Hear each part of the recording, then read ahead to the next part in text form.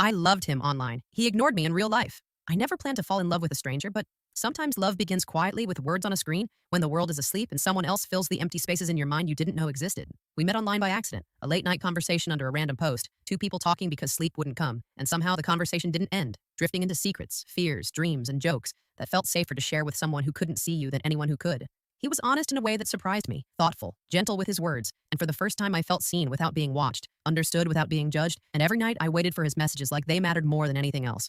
Months passed, and one morning I saw him in class. He sat 3 rows ahead, confident, laughing with friends, relaxed, unaware of my existence, and my chest tightened because the voice I loved belonged to a person who didn't know I was right there, just a few feet away, invisible in the daylight while adored in the dark. Class became a strange new world. I listened to his voice, watched his expressions, memorized gestures while secretly carrying a connection he didn't know existed, a thread between us woven from midnight conversations that only we could understand. Sometimes I left tiny hints, jokes, references to our online chats, hoping he'd notice, but each day he passed by without recognition, and I felt the ache of being known completely in one world and completely unseen in the other.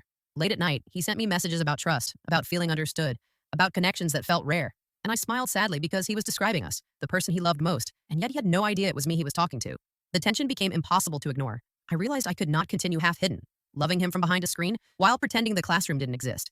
I started dropping bolder hints, laughing at jokes in class that mirrored our online humor, letting my presence be noticed just enough, and slowly he began to sense familiarity, curiosity flickering in his eyes.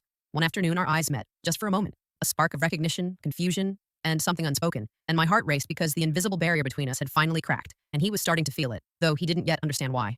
That night, our messages were alive with teasing, laughter, and subtle references, a game of discovery as he pieced things together, bridging the gap between words and reality, and I realized love that begins online can survive real-life awareness if courage and honesty meet at the right moment.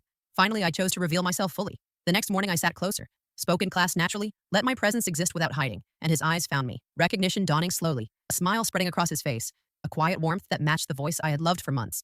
We laughed about the irony, about how I had been invisible in his world, while being his confidant in another, and for the first time, I felt entirely seen, not just for the words I wrote, but for the person I was in real life, the girl he had unknowingly loved all along.